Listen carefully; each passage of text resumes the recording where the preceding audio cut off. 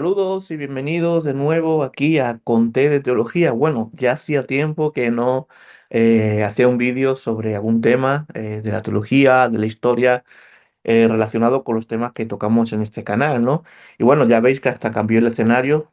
Tuve en medio de entre vídeo y vídeo, tuve una mudanza, pero que hoy no podía dejar de hacer este vídeo. Estamos a 20 de mayo del 2025 y como amante de la historia y es uno de la historia de la iglesia, uno de los temas que me apasionan en esta vida, no podía dejar de pasar este día.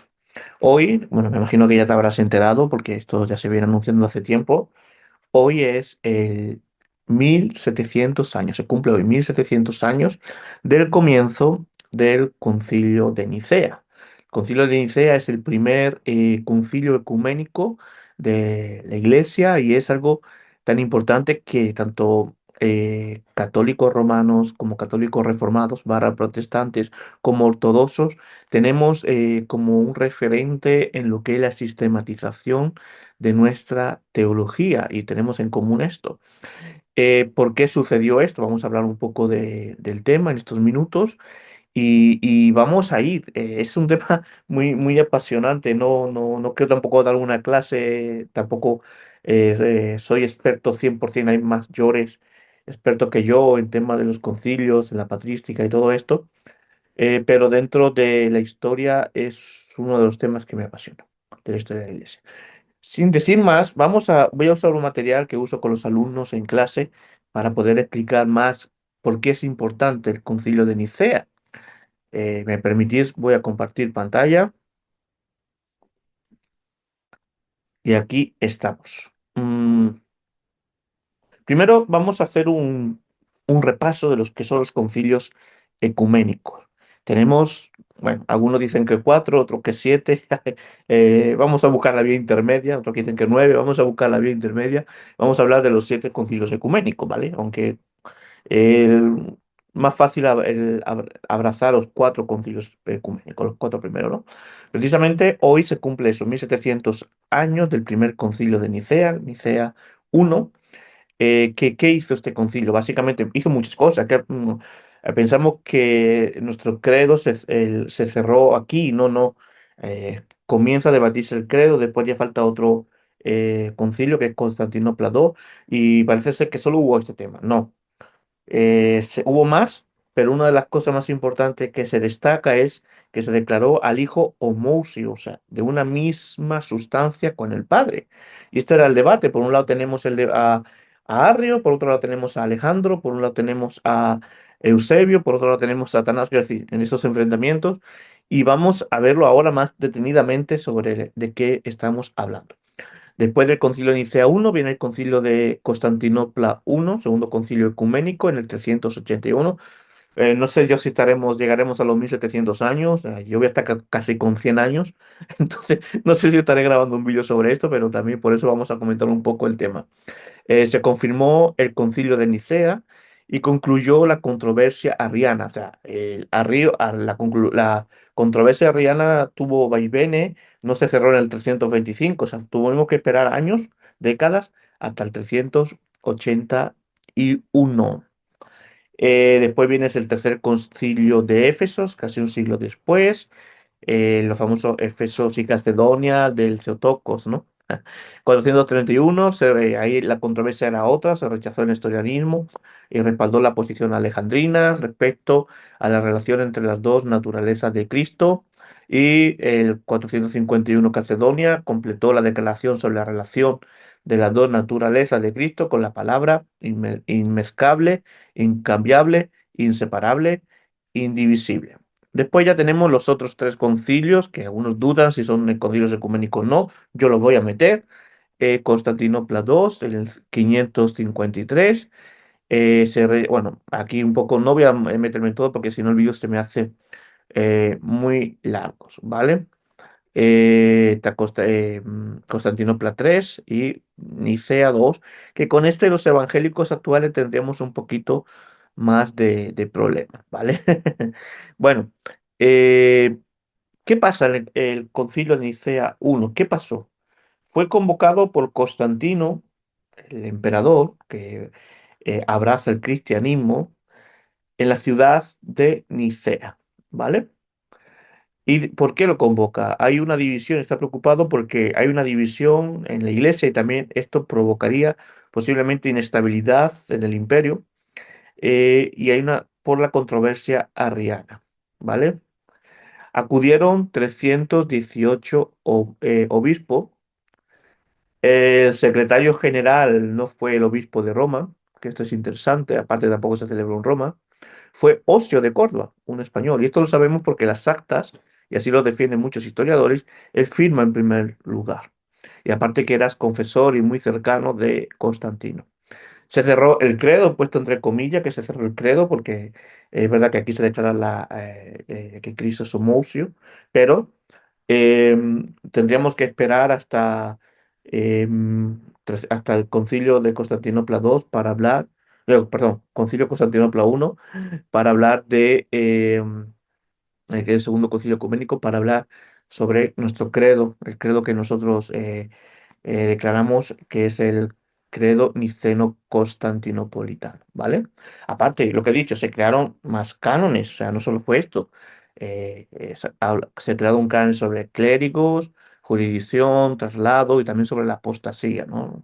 Creado. Entonces fue como una reunión un buen concilio en el que se tocaron muchos temas. Y aquí un ejemplo del debate de la homousios heterousios. Eh, por un lado tenemos la escuela de Alejandría, que está Alejandro y Atanasio, y por otro lado la escuela de Antioquía, Eusebio de Nicodemia y Ario. Estos estaban enfrentadas, estas dos escuelas, ¿no? Porque vemos aquí los esquemas para que lo podamos entender mejor. Bueno, el esquema uno podemos ver Padre, Verbo, que es el Hijo, y el mundo, ¿vale? ¿Cómo encuadra, por ejemplo, la escuela, cómo encuadraba la escuela de Antioquía, Eusebio de Nicomedia y Arrio? Lo cuadraba de esta manera, que el Dios es Padre, o sea, es el Padre. El verbo es criatura, o sea, no fue creado, o sea, no fue engendrado de la misma sustancia, sino de otra sustancia, aunque era más elevado que el mundo, que la creación, que la humanidad. Entonces, el verbo estaba no en la parte de la deidad, sino dentro de la criatura, aunque se le otorgaba un poder mayor que los hombres, ¿no? Cierta deidad, aunque no era Dios. Y esto, hoy en día, por ejemplo, los testigos de Jehová tienen esta visión, ¿no? Aunque bueno, aunque por lo menos lo último que sé, porque sé que los testigos de Jehová van mudando la idea según les convenga, como buena secta que es. Y bueno, estaba el esquema después de la escuela alejandrina, el de Alejandría, perdón, de Alejandro y Atanasio, que fue después el ortodoxo, que es Padre y el Verbo, Padre e Hijo, son una misma sustancia, no, no es otra sustancia, hetero deviene, es una misma sustancia y diferente, y el Verbo, aunque se encarnó, no es criatura, es Dios, ¿vale? Y también, ya contando con la parte de este periodo, con el Concilio de Constantinopla, podemos también ver este dibujo que es la forma de la Trinidad según Atanasio, en el que lo ven muy claro. Entonces, el Padre es Dios, el Hijo es Dios, el Espíritu Santo es Dios, pero el Padre no es el Hijo. El Hijo no es el Padre. El Hijo no es el Espíritu Santo. El Espíritu Santo no es el Hijo. El Espíritu Santo no es Dios. El Padre no es el Espíritu Santo. O sea, Dios, eh, tenemos un solo Dios con tres personas en la misma sustancia, con tres personas, Padre, Hijo y Espíritu Santo. Después ahí podemos desarrollar sobre la cláusula filoque o no, pero bueno, no es el tema para hablar de esto ahora. Pero como estamos hablando, y no sé si llegaré, no creo que llegue a hacer un vídeo en el concilio de Constantinopla en el 381, voy a hablar qué sucede. Y vamos para cerrar un poco la cuestión, ¿no? Para que veáis que el concilio de Nicea fue importante, pero se hizo falta un concilio más, que fue el Constantinopla. En el 328 Atanasio sucede en el obispado de Alejandría. Alejandro se convierte en obispo. En el 335 se hace otro concilio, el concilio de Tiro, donde Atanasio y la ortodoxia de Nicea fue condenado y es exiliado por sus enemigos. No es un concilio ecuménico, obviamente. Hubieron varios concilios, como vais a ver, ¿no? No sé, partidistas, concilio partidista, pues estos no son ecuménicos.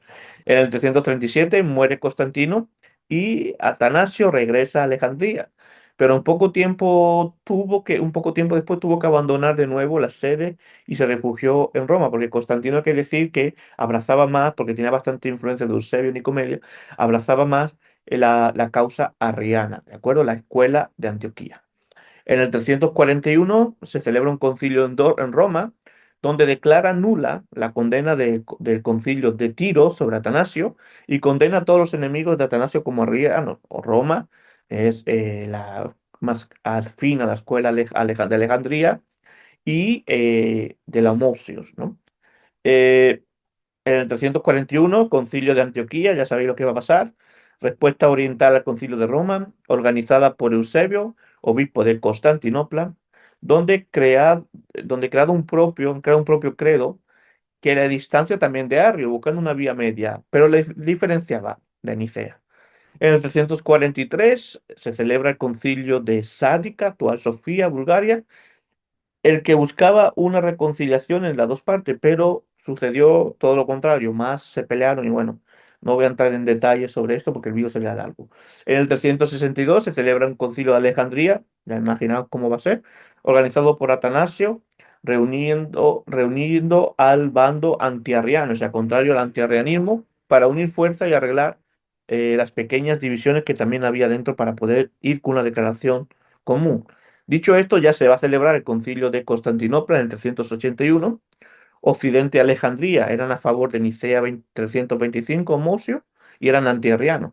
Oriente no había unanimidad en esto, aunque ya la mayoría se había alejado de los arrianos. Gregorio Nacianceno presidió el concilio, pues fue nombrado obispo de la ciudad, aunque después por presiones acabó abandonando y se fue a Nacianzo. Después de un año de oscuridad en el concilio pasaron muchas cosas, muy típico de Juego de Tronos, por ejemplo. El emperador nombró a Gregorio de Nisa, los padres, aquí ya estamos viendo los padres Capadocio, ¿no? Quien con su empeño logró que se emitiera el credo que sería la norma de todo el imperio. Y por lo tanto se reafirmó el credo de Nicea de 325 y se condenó definitivamente al arrianismo.